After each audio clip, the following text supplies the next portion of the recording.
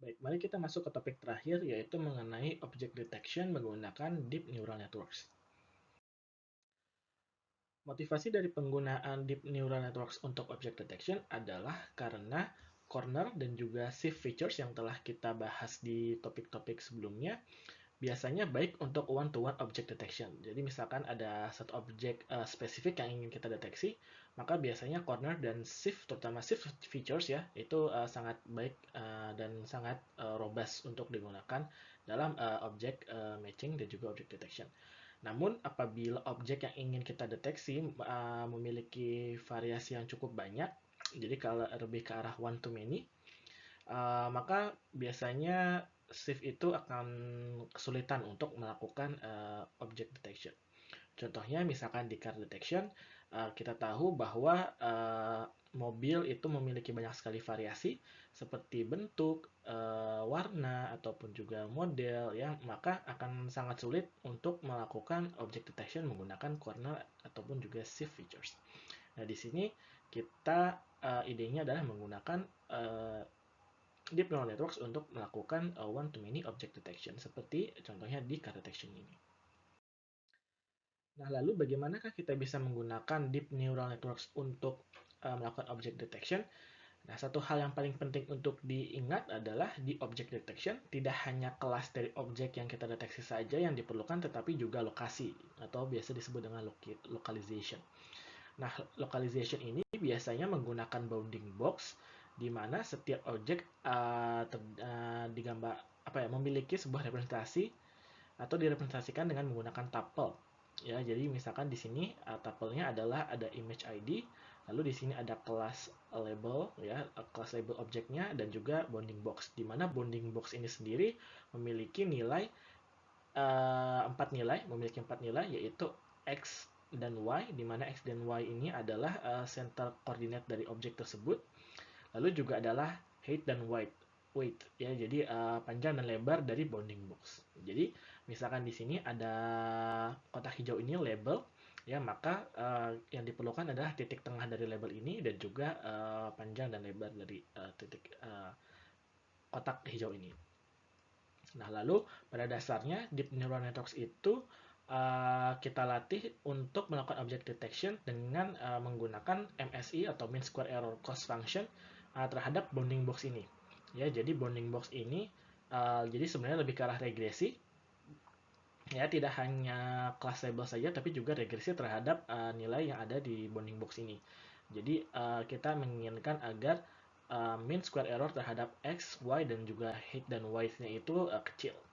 Nah, lalu performance-nya dari object detection bisa kita ukur dengan menggunakan IOU atau intersection of union. Jadi ini adalah visualisasi dari intersection of union di mana kita lihat intersection antara label ya, ground truth label dan juga prediction dibagi dengan union dari label dan juga prediction akan menghasilkan performance measure dari object detection.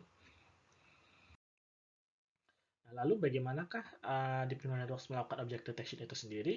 Nah, object detection menggunakan DNN itu biasanya dilakukan dengan menggunakan sliding window. Ya, jadi biasanya gambar ya kita bagi menjadi tile yang lebih kecil. Jadi ini contohnya ada 6 kali 8 ya, 6 dikali 8. Lalu kita menjalankan deep neural network setelah menggunakan subtiles yang ada ya. Jadi misalkan di sini menggunakan deep neural networks itu hanya melakukan object detection terhadap objek ataupun pixel ya, pixel-pixel yang ada di dalam kotak hitam kecil ini ya. Lalu setelah itu akan digeser ya. Jadi dimulai dari 3 kali 3 ini ya, lalu akan digeser 3 kali 3 ya, lalu digeser lagi ya jadi 3 kali 3 lalu digeser 3 kali 3 ya. Jadi ini sudah ada 1 2 3 kali pergeseran. Nah, setiap pergeseran ini deep neural networks akan melakukan object detection. Nah, lalu akan dilakukan juga sebuah metode bernama non-maximum suppression. Karena apa? Contohnya di sini ya, saat melakukan object detection bisa saja objek yang sama dilakukan pendeteksian berkali-kali karena mungkin scale-nya berbeda. Jadi di sini ada yang lebih kecil ya, yang lebih sedikit, yang lebih tipis. Di sini kotaknya ada juga kotak yang lebih tebal. Nah, di sini kita bisa menghilangkan double detection terhadap objek yang sama dengan menggunakan non-maximum suppression. Akan dijelaskan di slide berikutnya. Lalu juga yang perlu diperhatikan adalah biasanya karena objek yang terdapat pada gambar ini mempunyai scale yang berbeda-beda, maka bisa kita lakukan pendeteksian terhadap objek tersebut menggunakan scale yang berbeda. Contoh di sini menggunakan 3x3 ya sliding window-nya, bisa kita gunakan sliding window yang lebih besar, misalkan 2x2, jadi kita ingin mendeteksi objek yang lebih besar, atau menggunakan tile yang lebih kecil, jadi misalkan 4x4. Kalau misalkan 2x2 berarti lebih kecil ya. Jadi kalau misalkan ini 2x2 kita ingin mendeteksi objek yang lebih kecil. Lalu kalau misalkan kita ingin mendeteksi objek yang lebih besar, kita bisa menggunakan tile yang lebih besar. Misalkan 4x4. Ya 4x4 maka besarnya akan seperti ini. Nah, ini adalah contoh dari non-maximal suppression. Jadi sudah dibahas sebelumnya, misalkan ada satu objek ya kita deteksi berkali-kali ya karena sliding window misalkan contohnya. Nah, ini bisa kita dapatkan satu bounding box yang lebih optimum dengan cara menggunakan non-maximum suppression. Ini algoritmanya. Nah, di slide ini dan juga slide-slide berikutnya, kita akan membahas sedikit mengenai beberapa arsitektur CNN yang telah dipublikasikan untuk melakukan object detection.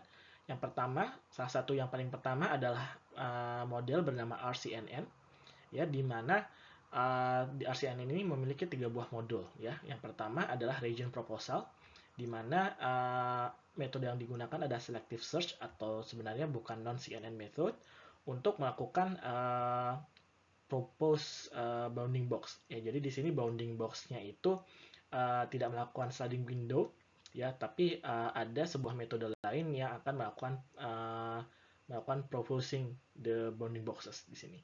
Lalu selanjutnya adalah feature extraction, di mana AlexNet CNN yang sudah kita pernah bahas di materi sebelumnya digunakan. Lalu yang terakhir object detection menggunakan SVM. Ya, jadi di sini CNN hanya digunakan untuk feature extraction saja. Lalu tahun berikutnya oleh author yang sama mengusulkan sebuah model baru bernama Fast RCNN, di mana memiliki dua buah modul, ya, di mana yang pertama adalah Region Proposal Network menggunakan CNN, ya, jadi region proposal sebelumnya diubah yang tadinya menggunakan selective search menggunakan CNN.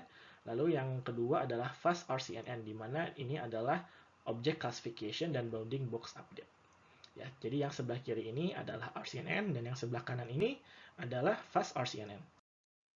Model arsitektur berikutnya adalah You Only Look Once atau YOLO yang dipublikasikan pada tahun 2016, di mana YOLO memiliki sebuah modul yaitu CNN baik untuk localization atau bounding box dan juga object classification. Berikutnya ada model bernama Single Shot Multi-Box Detector atau SSD yang juga diusulkan pada tahun yang sama. Dan juga sebenarnya mirip dengan YOLO, SSD menggunakan satu buah modul yaitu untuk localization dan object detection. Jadi perbedaannya nanti hanya arsitekturnya saja, ya, tapi modelnya sama, menggunakan satu buah CNN untuk localization dan juga object detection. Nah, perbedaan antara SSD dan YOLO adalah SSD itu lebih cepat dan juga bisa mendeteksi objek-objek yang lebih kecil dibandingkan dengan YOLO. Jadi YOLO lebih lambat dan juga tidak bisa mendeteksi objek-objek yang lebih kecil. Nah, pada saat yang sama juga SSD karena lebih cepat bisa digunakan di real-time object detection system atau bisa di video. Nah, YOLO dan SSD ini sangat populer dan banyak sekali derivasinya. Ya, jadi ada YOLO versi 2, versi 3, ada YOLO 9000, ada juga SSD, ada SSD 300, ada SSD 500. Nah, untuk detailnya silahkan dibaca apabila ingin mengetahui, ya, dibaca secara mandiri. Nah, ini adalah bentuk model dari YOLO. Ya, ini adalah YOLO dan ini adalah SSD. Bisa dilihat salah satu alasan kenapa SSD bisa melakukan pendeteksian objek yang lebih kecil, ya, karena di sini menggunakan subsample image yang lebih kecil, ya, baik yang kecil sampai yang paling besar ya. Jadi ada, bisa kita katakan multi-scale object detection di SSD. Sedangkan di YOLO hanya satu buah scale saja. Ya, ini juga adalah contoh bagaimana sliding window dari YOLO dilakukan, dan ini adalah SSD. Ya, yang perlu diperhatikan bahwa untuk derivasi selanjutnya, ya YOLO dan SSD, misalkan YOLO 9000 ataupun SSD 300 dan 500, biasanya sekarang sudah tidak cukup berbeda lagi, dan perbedaannya silahkan dibaca secara mandiri. Arsitektur berikutnya adalah mask RCNN yang diusulkan pada tahun 2017. Uniknya adalah mask RCNN ini tidak hanya melakukan object detection, tapi juga semantic segmentation. Jadi ini contohnya di mana bounding box ini memperlihatkan object detection, sedangkan yang biru dan orange ini menunjukkan semantic segmentation dari objek yang telah dideteksi. Nah, apabila tertarik, silahkan dibaca secara mandiri. Bisa dicari papernya yang berjudul Mask RCNN. Nah, yang perlu diperhatikan dari penggunaan Deep Neural Networks untuk object detection ini adalah biasanya dibutuhkan banyak sekali image ya untuk training prosesnya. Karena apa? Karena kita menginginkan agar objek yang dideteksi itu biasanya objek yang ingin dideteksi itu kan memiliki banyak sekali variasi. Ya, jadi kita menginginkan agar hampir seluruh variasi yang kemungkinan variasi yang ada itu tercover di dalam image training sample.